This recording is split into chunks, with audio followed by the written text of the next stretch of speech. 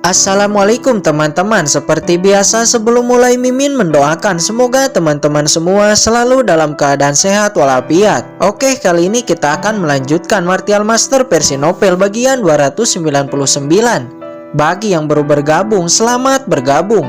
Dan bagi yang belum subscribe, subscribe dulu lah agar Mimin tambah semangat lagi nih bikin videonya. Oke, kalau sudah kita langsung masuk ke isi ceritanya.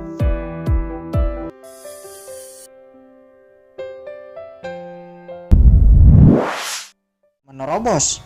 Kemudian Kincen berkata, "Semuanya saya akan pergi ke kedalaman alam iblis surgawi. Kalian berkultivasilah di sini," kata Kincen. Kemudian Kincen memberi semua orang sebuah batu giok. "Jika dari kalian ada dalam bahaya, pecahkanlah batu giok itu dan saya akan segera datang," kata Kincen. Kemudian pergi dari sana.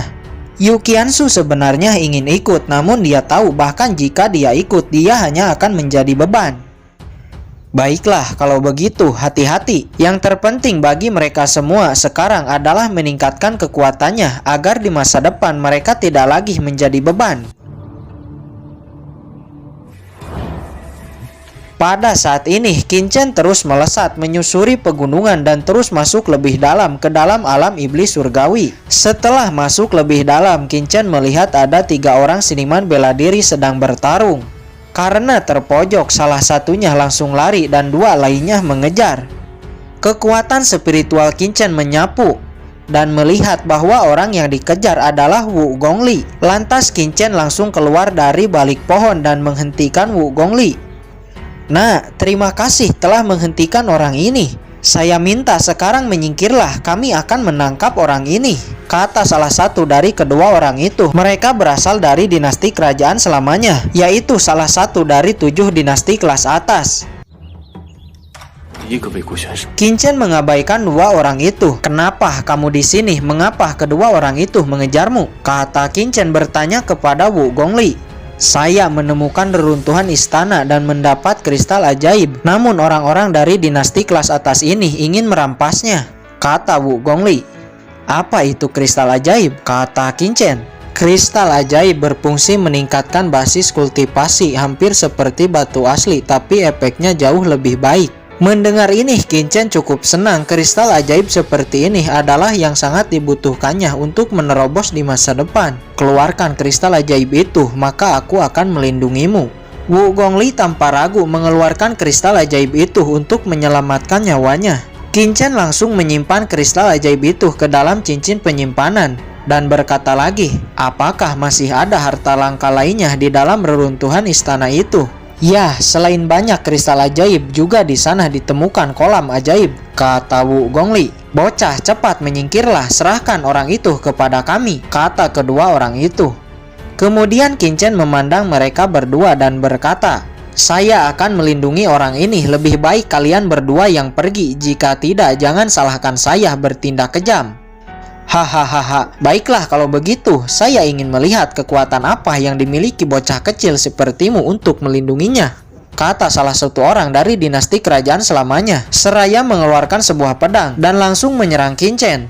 Pedang karat ditampilkan. Kincen juga melesat dan menebas. Dalam sekejap langsung menghantam dada pria itu. Jejak darah merembes dari sana dan orang itu pun mati. "Kakak senior," kata satu orang lagi. Dia sangat ketakutan berbalik dan lari. "Badai spiritual," kata Kincen.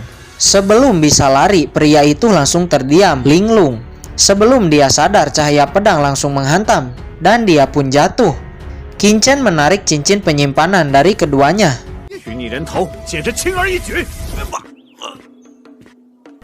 "Ayo pergi ke reruntuhan istana yang kamu sebutkan," kata Kincen.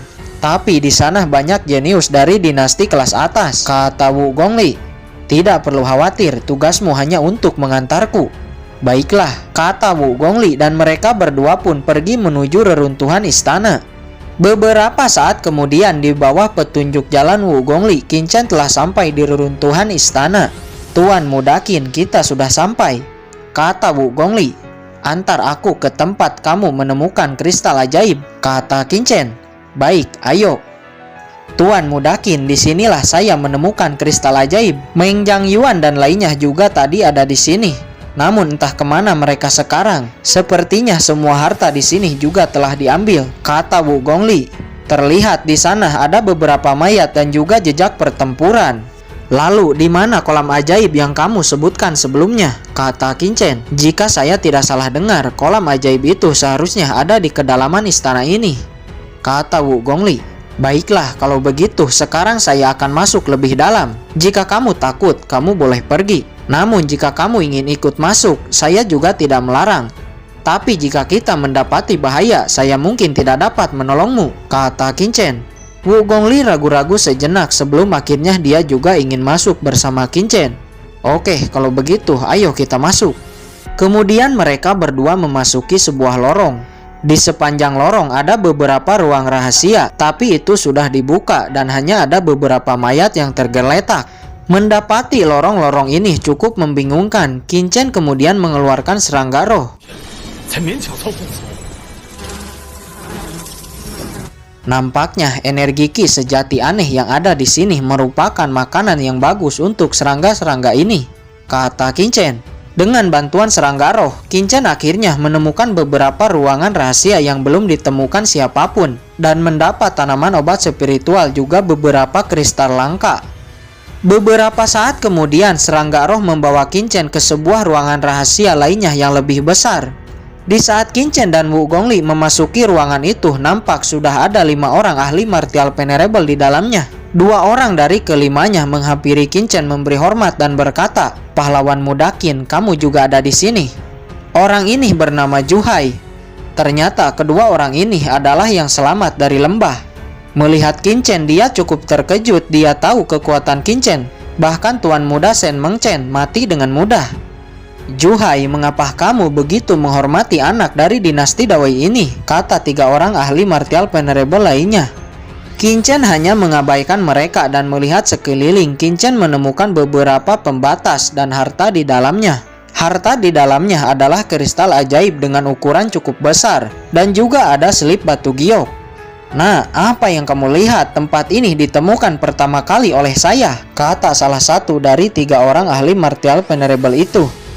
Di saat ketiga orang itu marah, Juhai dan satu temannya dia malah ingin buru-buru pergi. "Tunggu," kata Qin Chen. Seketika Juhai berhenti. "Apakah kamu tahu di mana kolam ajaib?" Kolam itu berada di kedalaman istana ini. Jenius-jenius dari 7 dinasti kelas atas juga sedang menghancurkan pembatas yang melindungi kolam ajaib itu, kata Juhai. Mendengar ini, Qin Chen menghela napas lega, setidaknya dia tidak terlambat. "Pahlawan muda Qin, kalau begitu saya pergi dulu," kata Juhai. Dia dengan buru-buru pergi dari sana. 3 ahli martial venerable yang tersisa nampak mengerutkan kening. Mengapa Juhai buru-buru ingin pergi? Apakah dia sudah tidak menginginkan harta-harta ini lagi? Orang ini bernama Zhao-Lun dari dinasti Ches. "Bocah, pergilah, harta ini adalah milik kami bertiga," kata Zhao-Lun dan langsung melayangkan serangannya ke arah Qin Chen. Pedang karat langsung ditampilkan. Duar, duar, duar. Tidak perlu waktu lama, hanya dalam beberapa pertukaran, ketiga ahli martial venerable dari dinasti Ches akhirnya mati di bawah pedang karat. Sebelum mati, Zhao-Lun baru mengerti alasan mengapa Juhai buru-buru pergi sebelumnya. Qin Chen menarik 3 cincin penyimpanan mereka, dan sesaat berikutnya menghancurkan pembatas. Seketika kristal ajaib dan selip batu giok jatuh ke tangan Qin Chen. Kristal ajaib langsung dimasukkan ke dalam cincin penyimpanan. Adapun selip batu giok, Qin Chen mencoba melihat isinya. Dan setelah dibuka, isinya bukan teknik atau jurus, melainkan sebuah peta. Peta ini mencakup seluruh reruntuhan istana. Dengan peta ini, semua rute di reruntuhan istana terlihat sangat jelas. Sesaat mata Qin Chen melihat tanda emas yang ada di ujung istana. Apa yang ada di sana? Pikir Qin Chen sedikit penasaran. Setelah mendapatkan semua harta di ruang rahasia ini, Qin Chen kemudian pergi menuju kolam ajaib. Sesaat setelah Qin Chen pergi, Juhai kembali ke ruang rahasia itu. "Kakak senior, mengapa ini?" kata orang di sisi Juhai. Dia terkejut di saat melihat Zhao-Lun dan 2 lainnya yang telah menjadi mayat. "Sekarang kamu tahu mengapa aku keluar sebelumnya," kata Juhai. Tapi senior, orang ini terlalu kuat, bahkan Jowlun dikalahkan hanya dengan beberapa gerakan. Kamu tidak tahu, orang ini sangat menakutkan. Jowlun tidak seberapa, bahkan Tuan Muda Sen dikalahkan dengan mudah, kata Juhai. Lalu kakak senior, kita akan pergi kemana sekarang? Sepertinya Qin Chen menuju kolam ajaib, tapi kolam ajaib sekarang dikuasai oleh jenius-jenius dari 7 dinasti kelas atas. Sepertinya akan ada pertunjukan bagus. Ayo kita juga ke sana. Kemudian Juhai dan satu rekannya pergi menuju kolam ajaib. Pada saat ini Qin Chen telah sampai di depan alun-alun di mana kolam ajaib berada. Terlihat banyak seniman bela diri di sana. Di tengah alun-alun nampak sebuah kolam hitam dan di sisi-sisi kolam ada sebuah pembatas larangan. Semua orang sedang menyerang dan berusaha memecahkan pembatas itu. Sedangkan ada puluhan orang yang sedang menonton.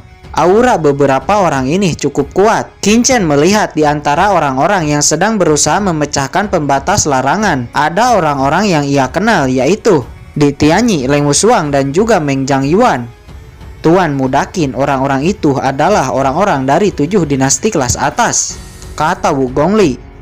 Orang-orang dari 7 dinasti kelas atas tidak mungkin ingin berbagi harta kolam ajaib ini. Mereka pasti memiliki rencana, kata Qin Chen di saat sebuah kemungkinan terlintas di kepalanya.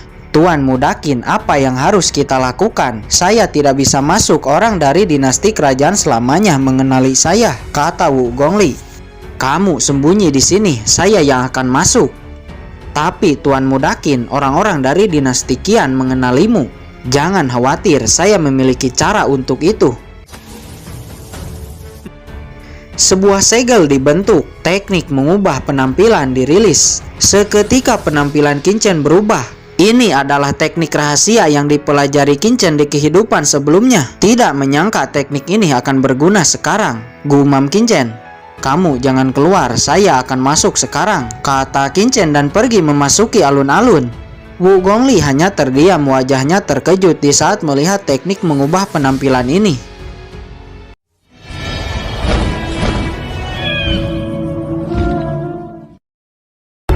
Oke guys, sudah dulu ya. Jangan lupa subrek biar lanjut terus ceritanya. Bagi yang sudah subrek, mudah-mudahan dimudahkan rezekinya. Mimin undur diri. See you next and goodbye.